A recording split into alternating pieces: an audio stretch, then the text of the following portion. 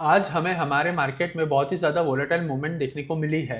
तो चलिए आज के पोस्ट मार्केट आउटलुक में हम देख लेते हैं कि आज हमारे मार्केट में कैसी ट्रेडिंग हुई थी। तो आज जैसे कि हमने प्री मार्केट आउटलुक में डिस्कस किया था कि हमें पॉजिटिव से फ्लैट ओपनिंग देखने को मिल सकती है, तो वैसे ही हुआ है। आज हमें एक पॉजिटिव ओपनिंग देखने को मिली और उसके बाद तुरंत ही हमारे मार्केट जो थे वो शॉर्ट अप हो गए। लेकिन शॉर्ट अप होने के बाद हमारे मार्केट जो है वो इतने ज़्यादा कुछ सस्टेन हुए नहीं और हमें थ्रू आउट द डे एक सेलिंग प्रेशर देखने को मिला है। हमारे मार्केट अगर हम निफ्टी की बात करें तो निफ्टी जो है वो नेगेटिव भी टर्न हो गई थी, but end of the day जो क्लोजिंग आई है वो 26 पॉइंट पॉजिटिव की क्लोजिंग ही हमें देखने को मिली है। तो हम कह सकते हैं कि जो क्लोजिंग है वो ऑलमोस्ट पॉजिटिव से फ्लैट हमें देखने को मिली है। एक बार 30 मिनट्स टाइम फ्रेम में मैं आपको बता देता हूँ। देखिए, एक गैप अप ओपनिंग के बाद हमें एक वॉलेटाइल मूवमेंट देखने को मिली तुरंत ही, और उसके बाद कंसोलिडेशन के बाद एक गिरावट देखने को मिली थी हमें आफ्टरनून में। अगर लेवल्स की बात करें तो आज भी जैसे कि हम देख सकते हैं 100 ईएमए से रिजेक्शन ही फेस करने को मिला है निफ्टी को। और कल भी हमने एक ही चीज़ डिस्कस की थी कि निफ्टी जो है वो कंसोलिडेशन फेज में ही चल रहा है, और एज सच उसके जो चांसेस है ऊपर जाने के वो 24,600 जब तक ब्रीच नहीं करेगा तब तक एक पॉजिटिव मूवमेंट ऊपर की तरफ नहीं दिखने को मिलेगी। और नीचे की तरफ 23,800 जब तक ब्रेक नहीं करता है तब तक जो है वो हमें एक डाउनवर्ड मूवमेंट भी देखने को नहीं मिलेगा। और अगर हम बात करें आज की पॉजिटिव अपमूव की, तो वो एक्चुअली एक्सपेक्टेड भी नहीं था कि आज हमें हमारे मार्केट में एक पॉजिटिव अपमूव देखने को मिलेगा, क्योंकि हमने देखा कि हमारा सीपीआई का डेटा जो आया है वो एक्सपेक्टेड से ज़्यादा आया है। डब्ल्यूपीआई का डेटा भी जो आया है वो भी एक्सपेक्टेड से ज़्यादा आया है। उसके बावजूद अगर हम बात करें ब्रेंट क्रूड की, तो वो भी शॉर्ट अप हो चुका है। और रुपये की भी बात करें तो रुपये भी जो है वो यूएसडी के अगेंस्ट डिप्रिशिएट ही हो रहा है। तो इंडिया के लिए बहुत सारी चीज़ें जो थी, न्यूज़ थी, वो सारी की सारी नेगेटिव न्यूज़ ही थी। एक भी पॉजिटिव न्यूज़ थी नहीं हमारे मार्केट में जो मार्केट को एक अपमूव दे सके। तो उसके बावजूद भी सुबह जो है वो हमें एक अपमूव देखने को मिला। But end of the day जैसे कि हम देख सकते हैं, क्लोजिंग जो आई है वो फ्लैट ही क्लोजिंग हमें देखने को मिली है। तो देखते हैं कि आगे आने वाले दिनों में हमारे मार्केट जो है वो कैसे परफॉर्म करते हैं। मेरे हिसाब से तो कंसोलिडेशन फेस ही ज़्यादा चलने वाला है, अनटिल एंड अनलेस हमें कोई अच्छी या गुड न्यूज़ मिलती है। कि फ्राइडे को रिलायंस का रिजल्ट है, सैटरडे को सारे बैंक्स का रिजल्ट है। अगर रिजल्ट जो है वो एक्स्ट्राऑर्डिनरीली अच्छा आता है तो हो सकता है कि हमें एक अच्छा अपमूव देखने को मिल जाए, या फिर अगर रिजल्ट जो है वो इनलाइन आया या थोड़ा भी बुरा आया तो हो सकता है कि जो सपोर्ट लेवल्स इतने टाइम से मेंटेन हुए हैं वो सारे के सारे ब्रेक हो जाएंगे। तो चलिए, ये थी निफ्टी की बातें। एक बार जो है वो हम बैंक निफ्टी देख लेते हैं। देखिए, अगर बैंक निफ्टी की भी बात करें तो बैंक निफ्टी के अंदर भी जो है वो हमें गैप अप ओपनिंग देखने को मिली है, और गैप अप ओपनिंग के बाद एक वायलेंट अपमूव देखने को मिला है। But end of the day bank Nifty के अंदर भी जो है वो हमें सेलिंग प्रेशर देखने को मिला है। जब तक हम कहें कि ऐसा हुआ था कि बैंक निफ्टी जो है वो नियरली 1% पॉजिटिव ट्रेड कर रही थी, बट सेलिंग प्रेशर के बाद जैसे कि हम देख सकते हैं सिर्फ 0.5% जो है वो पॉजिटिव क्लोज हुई है। और क्लोजिंग भी जो हमें देखने को मिली है, जो सपोर्ट लेवल हमने ऑलरेडी मार्क करके रखे 57,400 से लेके 57,800 के उसके बीच में ही हमें आज की क्लोजिंग देखने को मिली है। तो एक बार जो है वो मैं 30 मिनट्स टाइम फ्रेम बता देता हूँ आपको। देखिए, जैसे कि हम देख सकते हैं यहाँ पे, जैसे ही मार्केट ओपन हुआ गैप अप एक शार्प रैली, उसके बाद कंसोलिडेशन के बाद हमें एक गिरावट देखने को मिली है बैंक निफ्टी के अंदर भी। अगर लेवल्स की भी बात करें तो जो सुबह डिस्कस किए हुए ही थे 57,400 से 57,800 के लेवल्स जो थे उसको ही अभी जो है मेंटेन हो रहे हैं हमारे बैंक निफ्टी के अंदर। तो हमें यही देखना है। मुझे ऐसा लगता है कि जब तक सैटरडे को बैंक्स का रिजल्ट डिक्लेयर नहीं होता है तब तक हमें जो है ऐसी ही वॉलेटिलिटी या मूवमेंट देखने को मिलेगा, फ्लैट मूवमेंट। या तो थोड़ा 200-300 पॉइंट बैंक निफ्टी ऊपर जाएगा, 200-300 पॉइंट नीचे आएगा।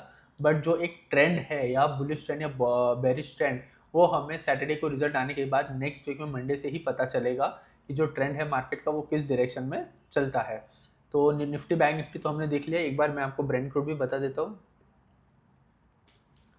देखिए, ब्रेंट क्रूड की भी बात करें तो सुबह भी हमने देखा था वो $85 के करीब ही ट्रेड कर रहा था, अभी भी $85 के करीब ही ट्रेड कर रहा है। हम कह सकते हैं कि उसने 100 ईएमए को टच किया है अभी के लिए, और 100 ईएमए जो है वो ब्रेक नहीं किया है।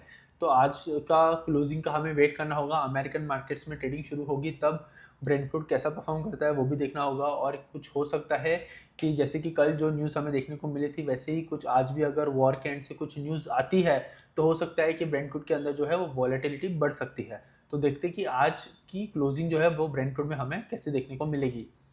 एक बार यूएसडी एनआर भी देख लेते हैं। देखिए, यूएसडी एनआर की बात करें तो रुपी जो है वो आज भी डिप्रिशिएट हुआ है अगेंस्ट डॉलर, जैसे कि हम देख सकते हैं 96.25 के करीब ट्रेड कर रहा है। ये ब्रेकआउट के बाद जब 95.80 का जो रेजिस्टेंस था उसका ब्रेकआउट हो चुका है, तो मुझे ऐसा लगता है कि हाई प्रोबेबिलिटी है कि रुपी जो है वो 97 तक पहुंच सकता है और एक नया ऑल टाइम लो टच कर सकता है।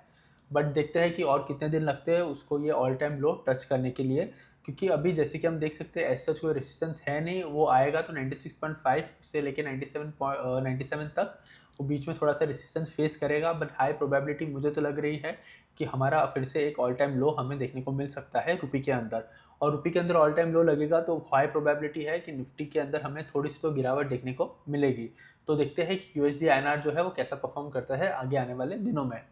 तो चलिए आज के बेस्ट परफॉर्मिंग सेक्टर और वर्स्ट परफॉर्मिंग सेक्टर देख लेते हैं। देखिए, अगर आज के बेस्ट परफॉर्मिंग सेक्टर की बात करें तो आज का बेस्ट परफॉर्मिंग सेक्टर है पीएसयू बैंक। पीएसयू बैंक जैसे कि हम देख सकते हैं ऑलमोस्ट 0.95% पॉजिटिव क्लोज हुआ है और जो क्लोजिंग आई है वो 100-200 ईएमए के बीच में आई है। पीएसयू सेक्टर ऐसे तो बुलिश है, बट जो रेसिस्टेंस के लेवल हमने यहाँ पे मार्क करके रखे हैं, जब तक वो ब्रेक नहीं होते तब तक जो है एक अच्छा सा बुलिश मूवमेंट हमें देखने को नहीं मिलेगा।